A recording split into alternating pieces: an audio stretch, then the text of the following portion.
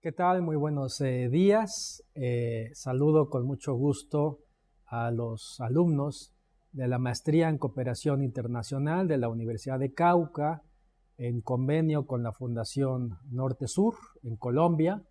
Soy el profesor Juan Pablo Prado, mexicano, de la Universidad Autónoma de Puebla, a quien mi querido amigo, colega Fernando Nivia, estupendo especialista en cooperación internacional, me ha solicitado impartir una clase, una charla, más bien diría yo, sobre aspectos clave de un tema muy importante, muy interesante, que en lo personal me atrae bastante, que es la relación entre teoría de relaciones internacionales y la cooperación internacional.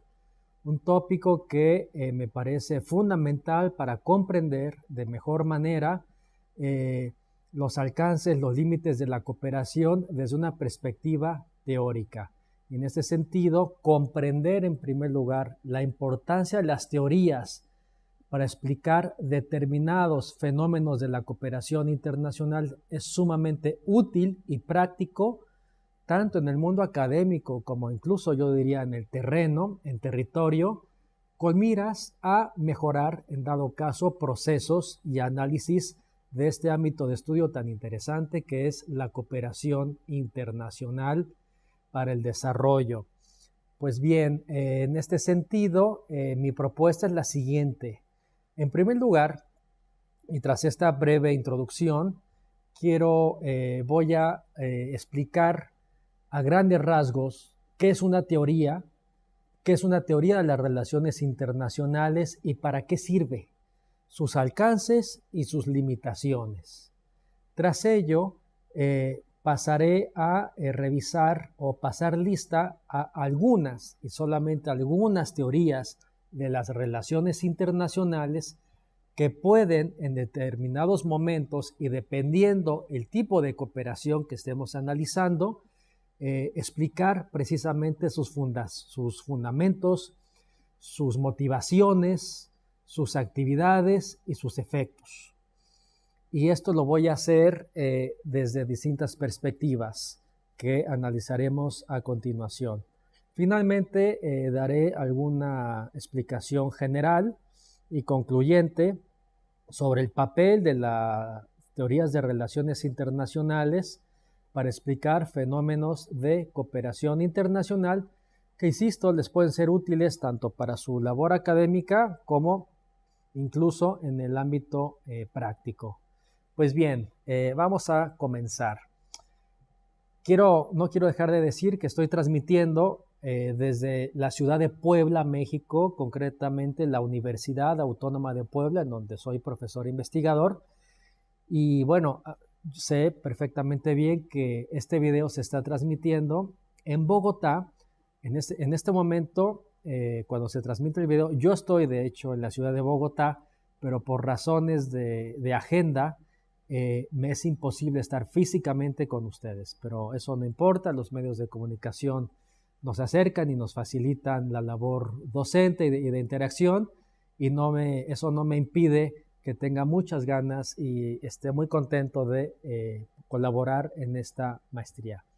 Pues bien, vamos a comenzar una teoría. Una teoría es, independientemente de la rama del conocimiento que se quiera, una teoría es una herramienta analítica que contribuye a explicar en términos generales determinado o más bien determinados fenómenos.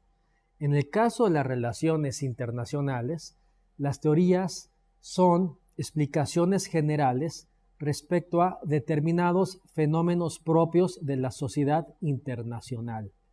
Esto significa que las teorías permiten, o más bien las teorías explican, a grosso modo, patrones de conducta repetitivos o que, digamos, tienen el mismo germen o la misma motivación, se genera por las mismas causas y generan los mismos efectos relativamente en determinado ámbito. En el espacio de la cooperación internacional, las teorías de relaciones internacionales, algunas, sirven para explicar este particular fenómeno. Es muy importante señalar que en realidad no existen teorías de cooperación internacional para explicar este suceso, sino más bien teorías de las relaciones internacionales y, claro, en su caso en otras ramas de estudio, para explicar acciones de cooperación internacional. Pues bien, las teorías son plataformas generales explicativas que los teóricos utilizan y crean para estar en capacidad de comprender mejor determinado fenómeno. En este caso, fenómeno social propio de las relaciones internacionales y de la cooperación internacional. A través de explicaciones amplias y preceptos generales, se puede comprender la fundamentación, el origen de determinados sucesos. Y en este sentido, me parece muy importante comentar que las relaciones internacionales son adaptativas, en términos teóricos, son adaptativas respecto al objeto de estudio. ¿Esto qué significa? Muy fácil. En las relaciones internacionales existen distintos sucesos y fenómenos, sin duda, pues dependiendo de las características y de la naturaleza de esos fenómenos, existen determinadas teorías que se adaptan a esos fenómenos en particular. En otras palabras, debido a la diversidad de fenómenos internacionales, existen distintas teorías que a su vez intentan explicar esos fenómenos internacionales. No hay una teoría general de las relaciones internacionales, ni mucho menos de la cooperación internacional. Todo depende de la naturaleza, de las características de nuestro objeto de estudio específico. Claro, hay una enorme cantidad de objetos de estudio. No existe una teoría por cada objeto de estudio. No.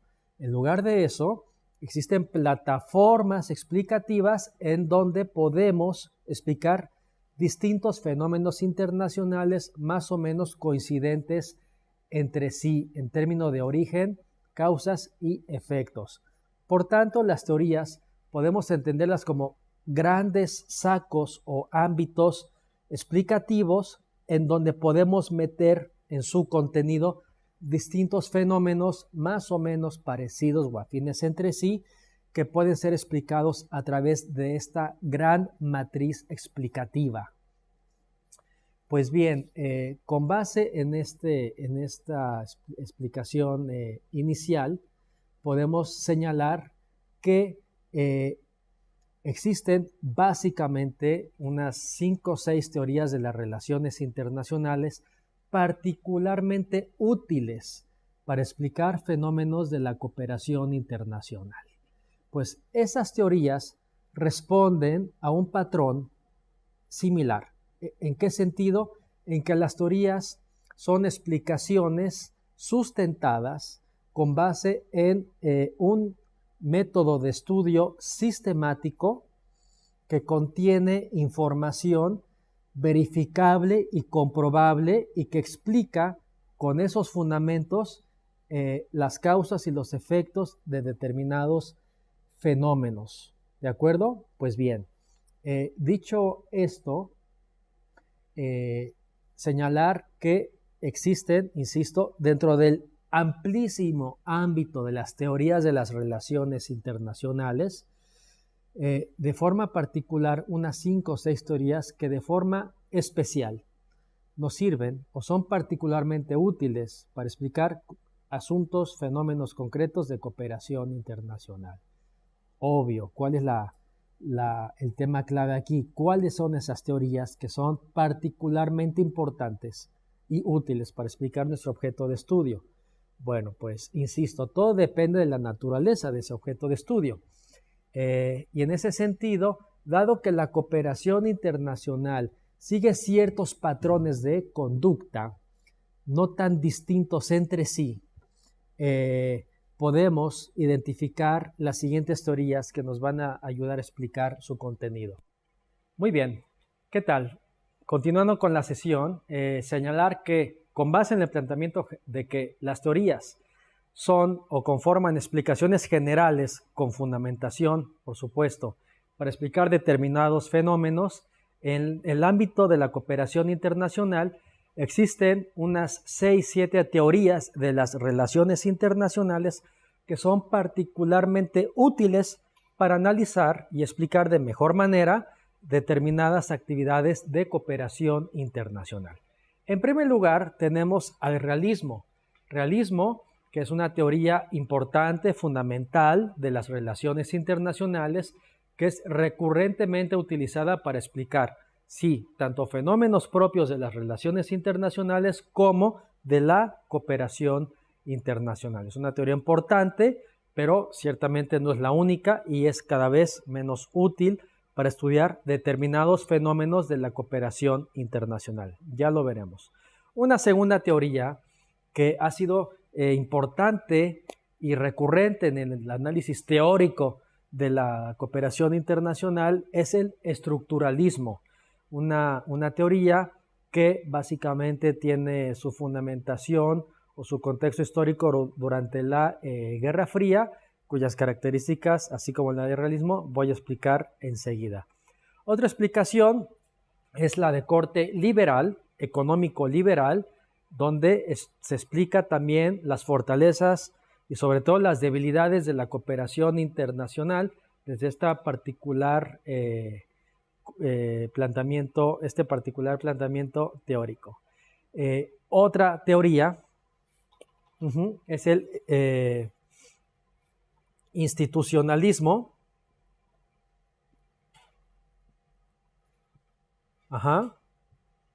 Es una teoría muy útil para analizar otros fenómenos de la cooperación internacional que vamos a ver. Y finalmente, el constructivismo, ¿sí?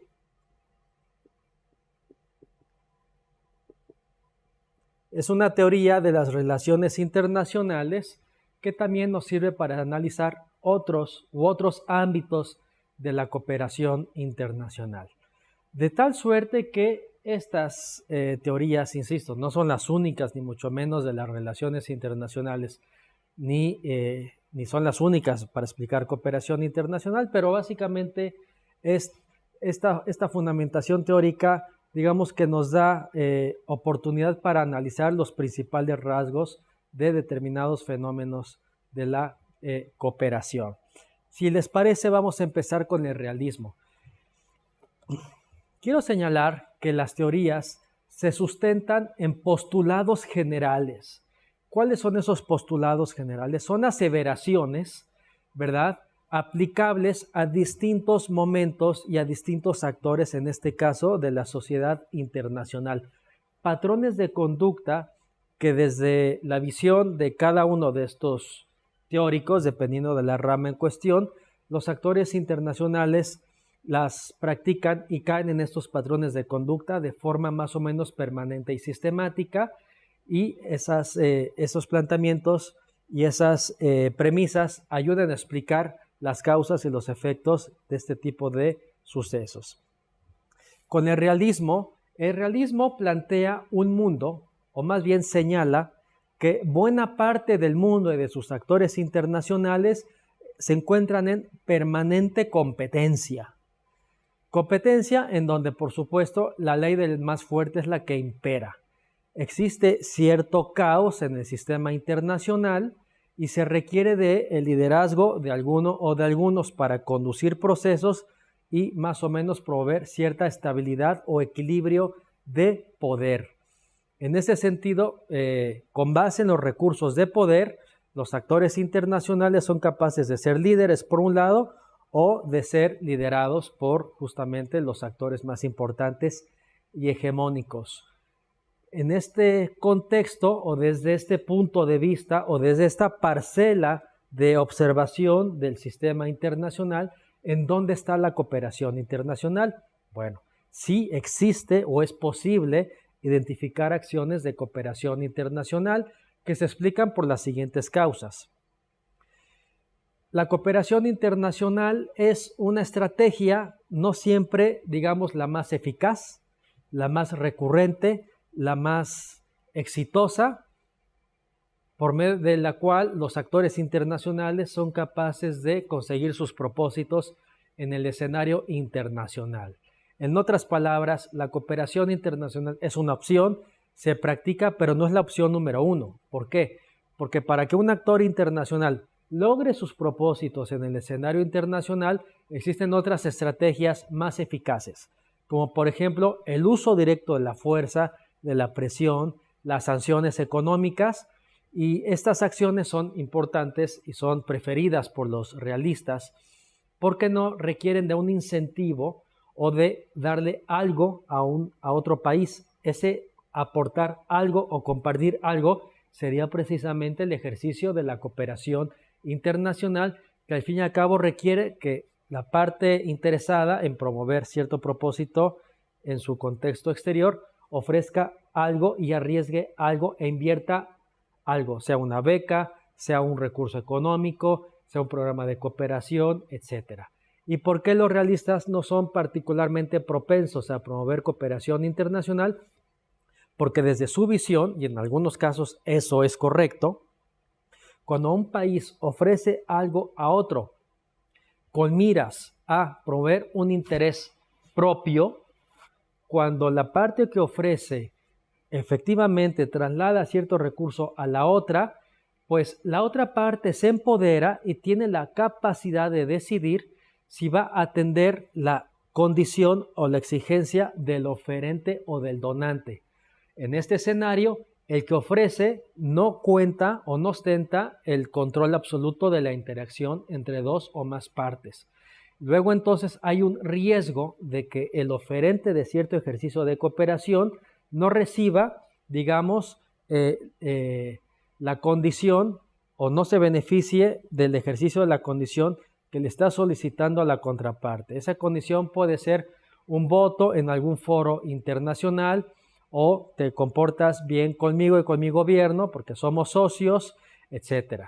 Este tipo de cooperación internacional, utilizado más como recurso de poder que como instrumento de solidaridad en las relaciones internacionales, es un suceso que ha sido recurrente en muchísimos momentos de la historia del mundo, y en particular durante la Guerra Fría, cuando, sabemos muy bien, la cooperación internacional fue utilizada por las grandes potencias como un instrumento de presencia, de poder, de influencia en los países menos desarrollados, como pueden ser las excolonias o países donde la potencia oferente tenía interés de ejercer cierto poder, control o influencia.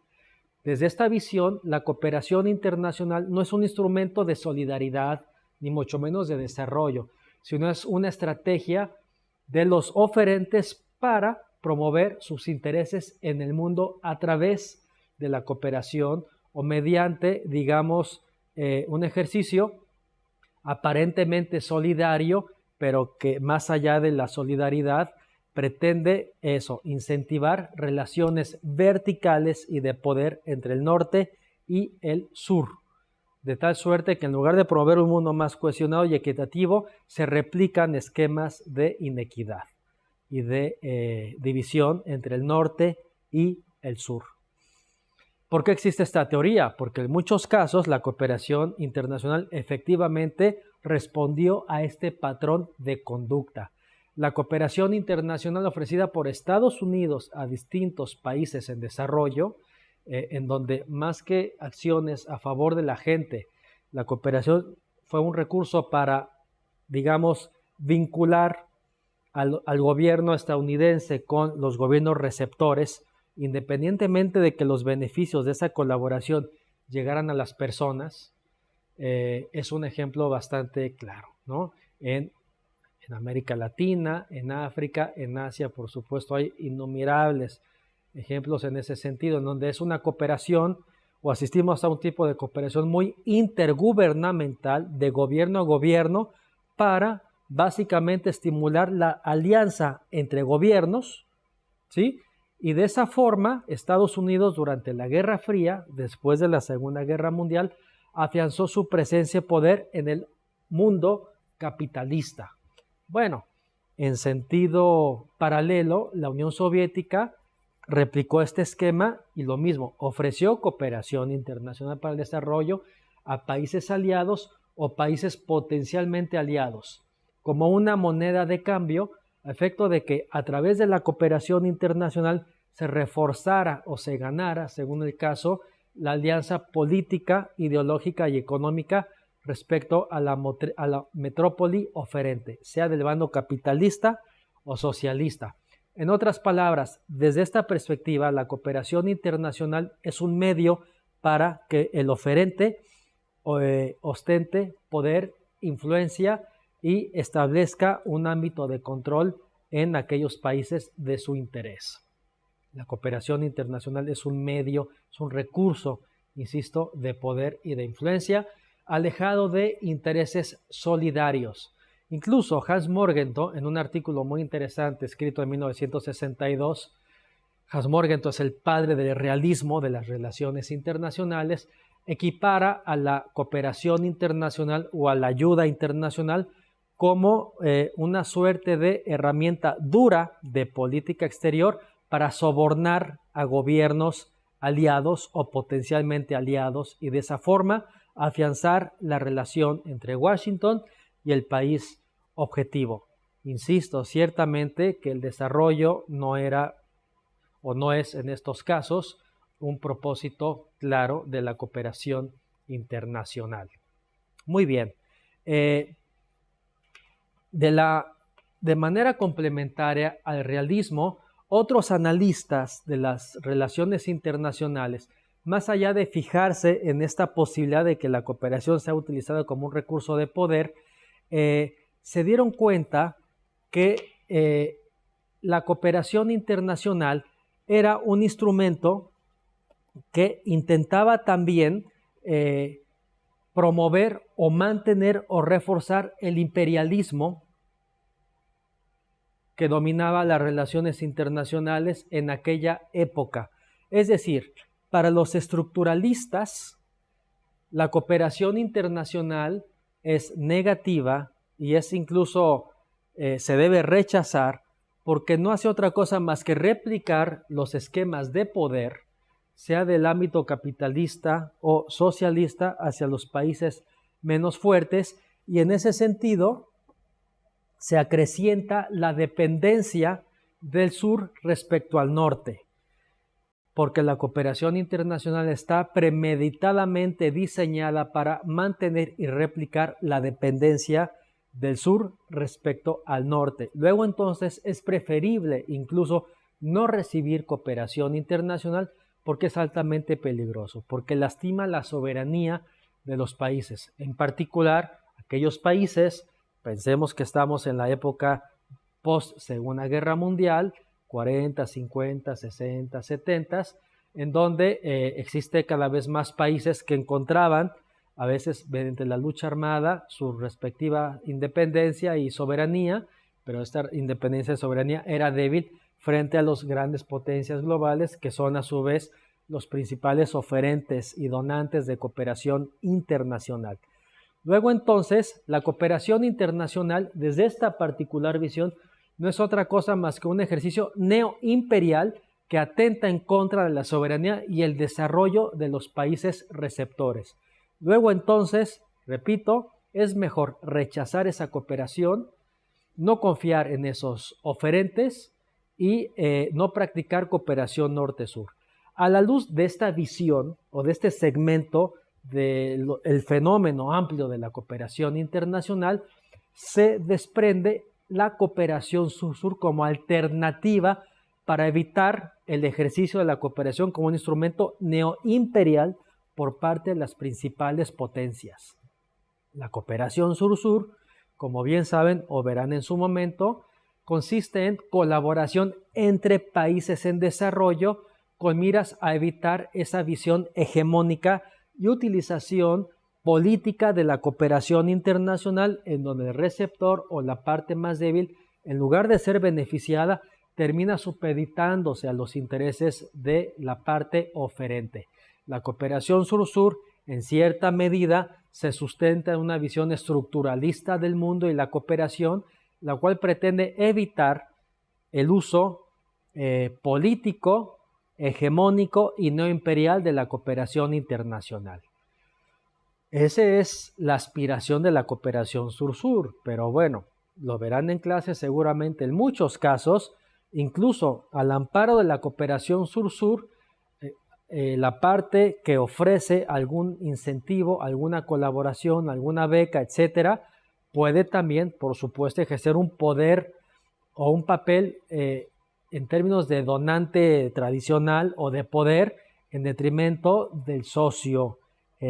Por ejemplo, China, cuando ofrece cooperación internacional a través del esquema sur-sur, porque al fin y al cabo, aunque China es la segunda potencia económica mundial, sigue siendo un país en desarrollo y por ende ofrece cooperación a través del esquema sur-sur. En muchos casos, y sobre todo en África, su cooperación podría seguramente ser equiparable a un ejercicio de neoimperialismo del sur orientado a cierto país del sur, ¿no? Cooperación entre China y Zimbabue, hacer una cooperación, aunque es sur-sur, bastante vertical en todos los sentidos, pues podría también caer en los preceptos realistas de la cooperación internacional, insisto, a pesar de que estemos hablando de cooperación en principio sur-sur.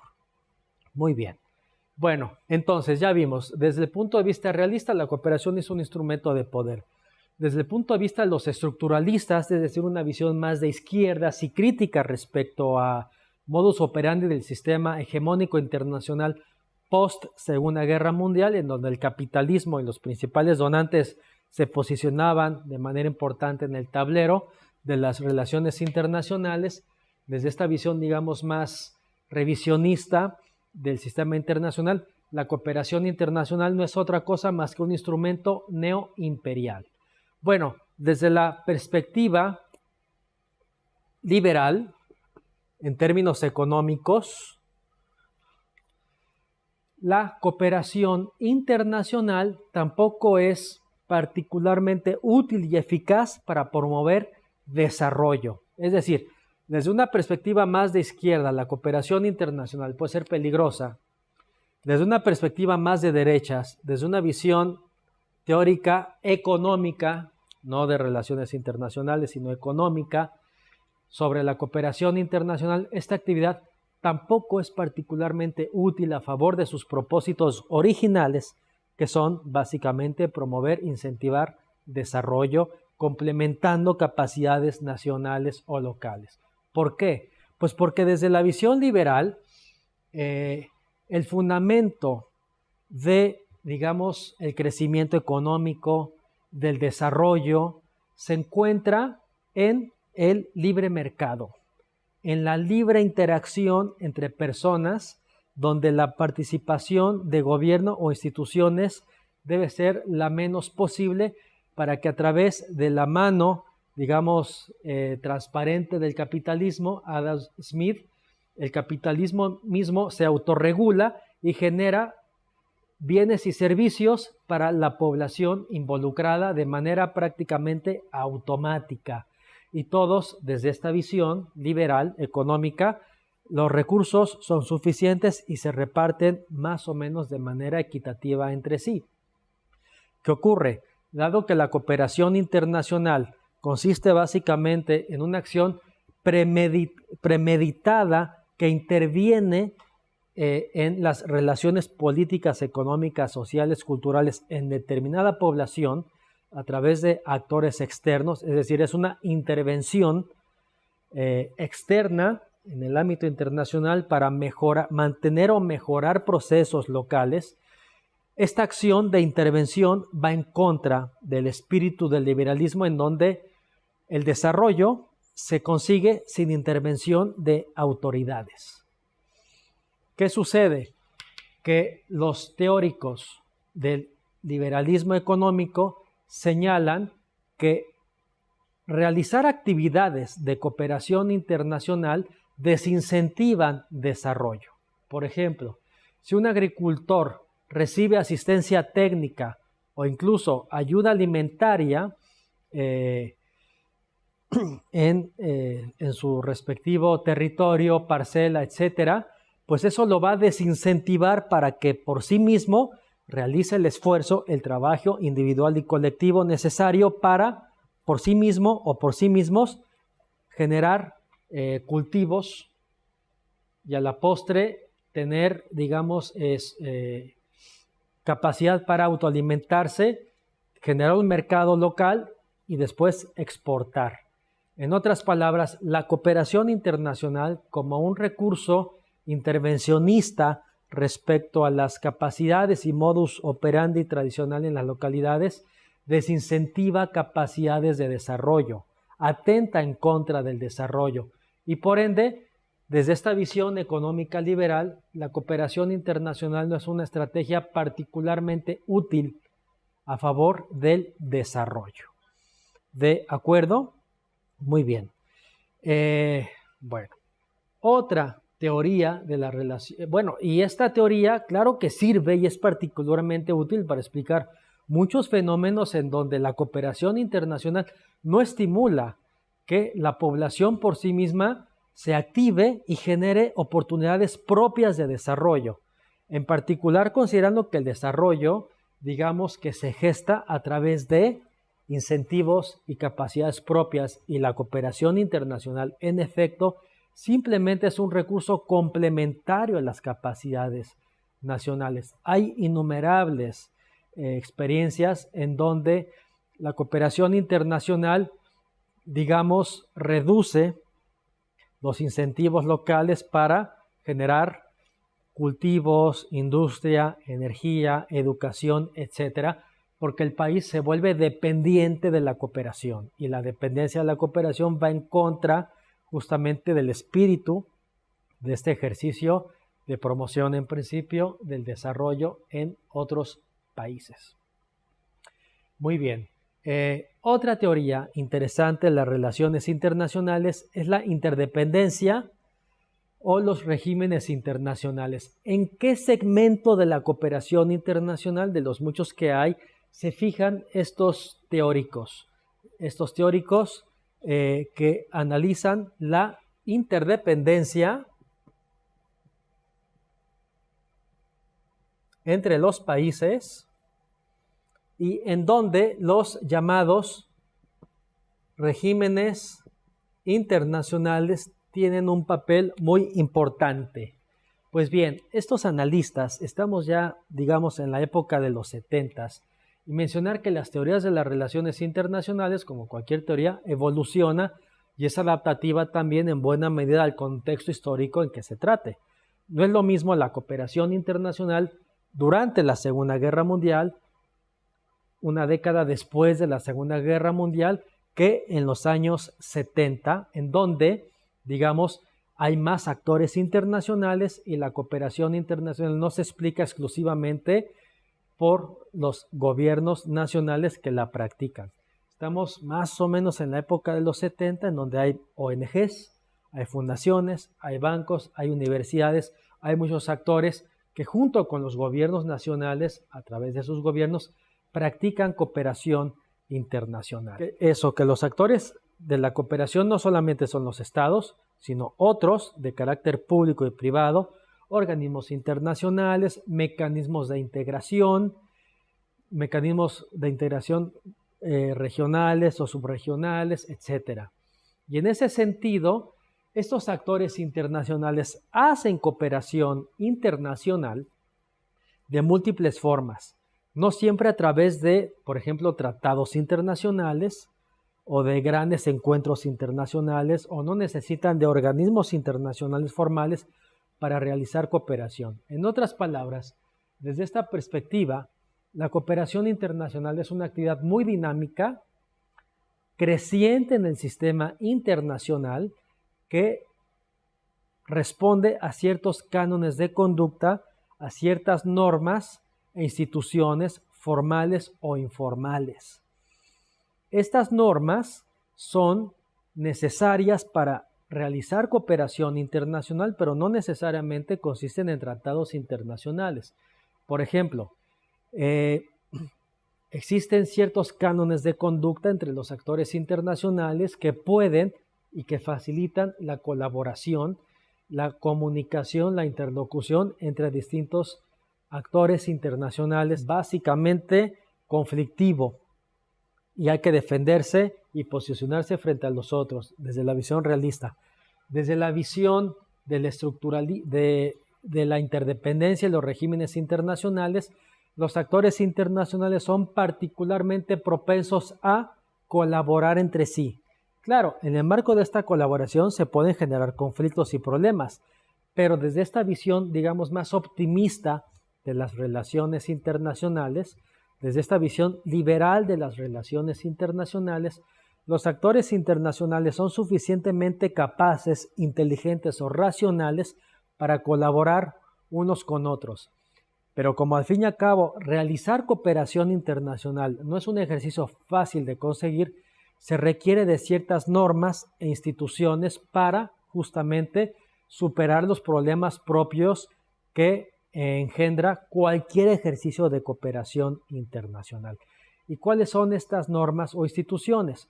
Pues puede ser, digamos, encuentros, memorándum de entendimiento, comunicación, instituciones, digamos, formales y formales, y de tal suerte que al amparo de estos mecanismos que facilitan la cooperación, los actores internacionales son capaces de conseguir propósitos colectivos que beneficien a las partes involucradas. En síntesis, a través de la interdependencia, los regímenes internacionales, los actores públicos y privados, internacionales pequeños o grandes, establecen una serie de patrones de conducta más o menos permanentes y predictibles que facilitan y promueven la cooperación internacional entre cada vez mayor número de actores internacionales, en donde si bien los gobiernos son actores fundamentales, no son los únicos en este sentido. Y bueno, finalmente el constructivismo de las relaciones internacionales. Constructivismo, aquí está. ¿Cuál es el planteamiento general del constructivismo? Pues se opone básicamente al realismo, en buena medida al estructuralismo, porque desde esta visión de la cooperación internacional sí existen razones morales y solidarias que permiten que países y otros actores internacionales hagan y celebren ejercicios de cooperación internacional a favor del desarrollo de otros actores internacionales sin que el poder y la influencia de unos frente a otros sea la premisa que explique estos ejercicios de colaboración. En otras palabras, el constructivismo también se opone al realismo en el sentido de que desde esta visión la cooperación se fundamenta en criterios solidarios, éticos y morales, incluso en la cooperación internacional de ciertos países a otros. Por ejemplo, no es lo mismo la cooperación internacional de Estados Unidos durante la Guerra Fría ofrecida a ciertos países latinoamericanos, sea México, sea Colombia, sea Brasil, sea Argentina, muchos de estos países en ciertos momentos de su historia dirigidos por gobernantes que llegaban al poder a través de golpes de Estado, y por tanto la cooperación internacional desde Washington servía a los intereses de la política exterior de Estados Unidos para mantener a esos regímenes antidemocracia, antiderechos humanos, pero eso no es lo que importaba, sino lo que le importaba a Estados Unidos era mantener a ese gobierno aliado, y en ese sentido la cooperación internacional como un instrumento de poder fue particularmente útil y recurrido durante varias décadas. Ciertamente que ese tipo de cooperación se explica a través del realismo de las relaciones internacionales, pero ciertamente no toda la cooperación internacional responde a ese patrón de conducta. ¿Cómo explicar entonces la cooperación internacional para el desarrollo que ofrecen ciertos países, por ejemplo los nórdicos, cuando ofrecen su colaboración a países muy lejanos de Escandinavia, sin que medie propósitos políticos, económicos y estratégicos, sino que la fundamentación de ese ofrecimiento de cooperación, sean becas, contribuir a la reconstrucción de un hospital, financiar de manera directa parte de los recursos del Ministerio de Educación, de Salud, etc.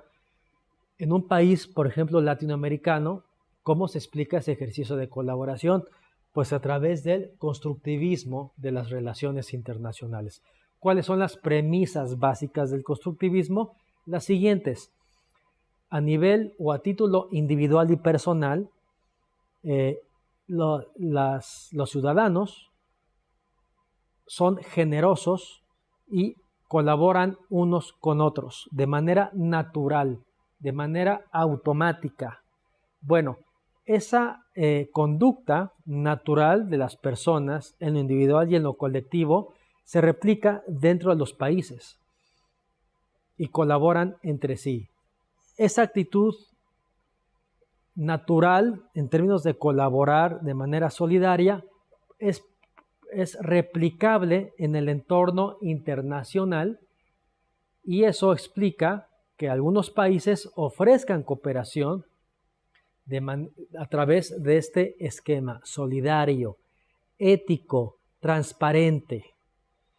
Mucha cooperación internacional para el desarrollo, en efecto, cumple con este patrón de conducta. Incluso algunos ejercicios de cooperación provenientes de países ricos, de países del norte tradicionales, de oferentes tradicionales, hay muchos ejercicios de cooperación, tanto pública como privada, que responde a esta justificación o a esta fundamentación del orden estrictamente solidario.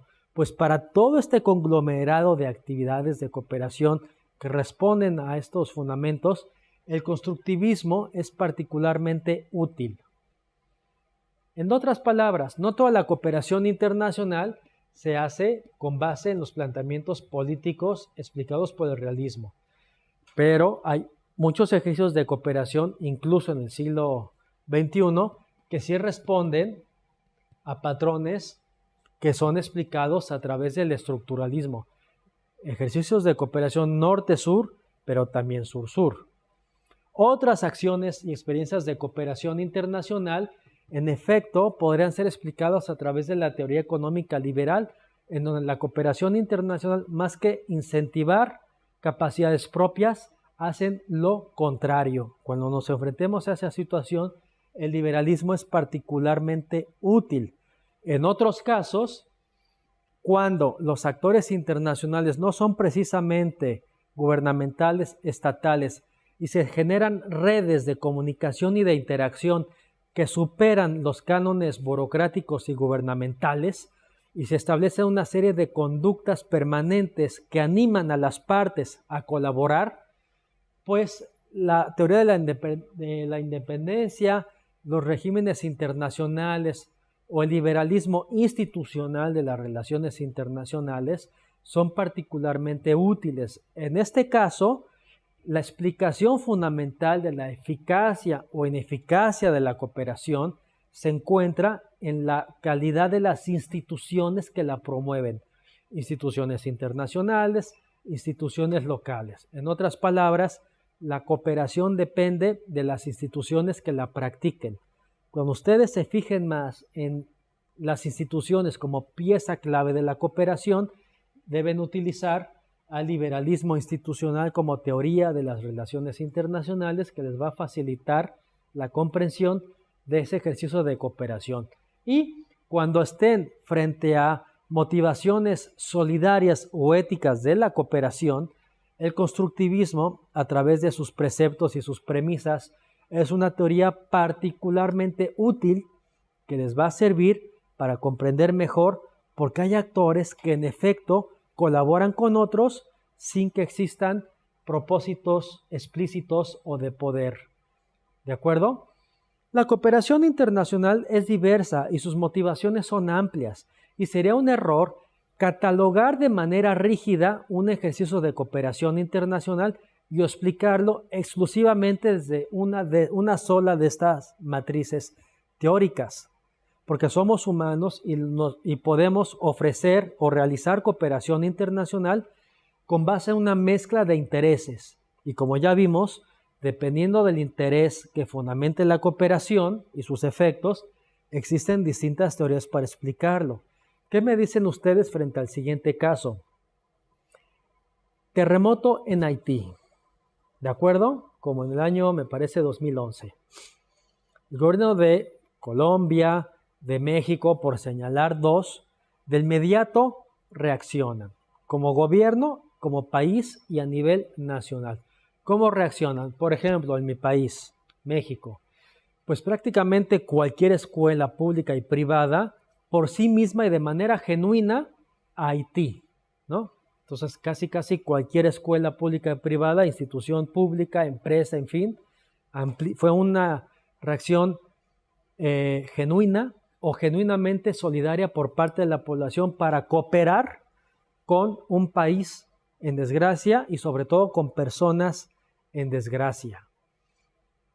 Aquí es evidente que la fundamentación solidaria, genuina de las personas primó por encima de preceptos de utilizar esa cooperación como un instrumento de poder, de hegemonía o para apoderarnos de ese país. ¿Qué teoría nos sirve para explicar esa actitud natural, inmediata, individual y colectiva de solidaridad internacional? Muy bien, el constructivismo. Pero la historia no se queda ahí. El gobierno mexicano también reaccionó frente a este caso y ofreció ayuda humanitaria, asistencia humanitaria a través del ejército, de la Marina y de otras instancias gubernamentales a Haití, ¿sí? Y a través de instancias gubernamentales, esos productos que la gente reunió fueron trasladados a Haití, ¿de acuerdo? ¿Qué hizo el embajador de México en Haití? Pues recibió los insumos, tanto los ofrecidos por la población mexicana, junto con las cobijas, los médicos militares, etcétera, que llegaron a los puertos de Haití. ¿Qué hace el embajador mexicano? Pues utiliza de manera política también esa ayuda humanitaria frente al gobierno de Haití con fines políticos, pero no solamente políticos, porque tenía también, digamos, un acervo o un contenido genuinamente solidario.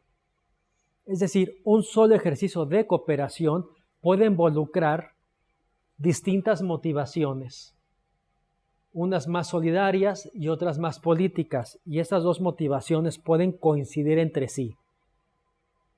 De tal suerte que esa ayuda humanitaria mexicana tenía con la más alta visibilidad posible para decirle a la comunidad internacional, y México también está presente, es fuerte, es solidario y tenemos capacidad para tener presencia y colaborar en este país y sumarnos al contingente de oferentes bilaterales y multilaterales que tienen presencia solidaria, pero también política, mediante cooperación internacional en este país. ¿De acuerdo? Es decir, existen distintas motivaciones que fundamentan los ejercicios de la cooperación internacional.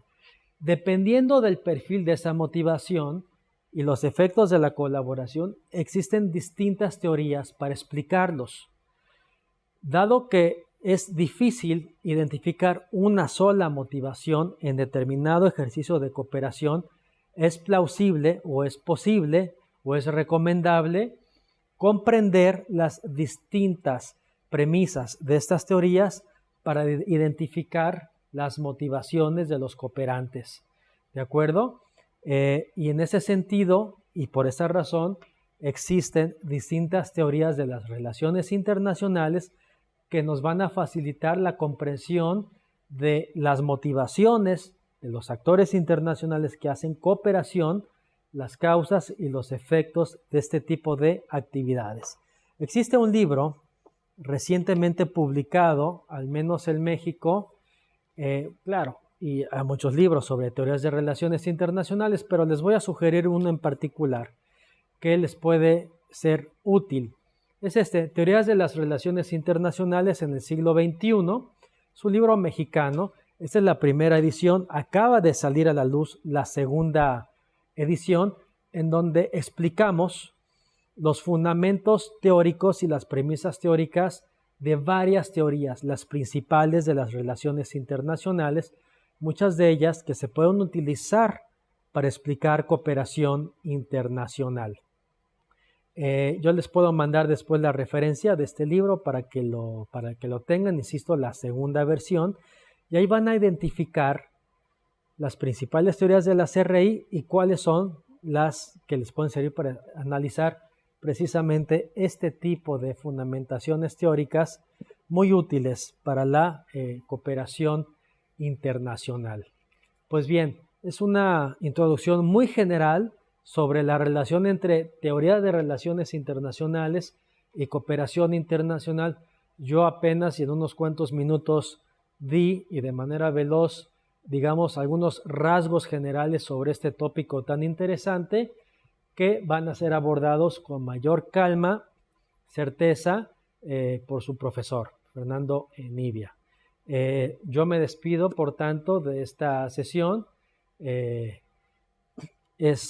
Les agradezco su atención, es un placer colaborar con ustedes y espero en poco tiempo tener la oportunidad, la feliz oportunidad de impartir clase presencial con ustedes en Colombia. Muchas gracias y estoy en contacto con ustedes. Hasta pronto.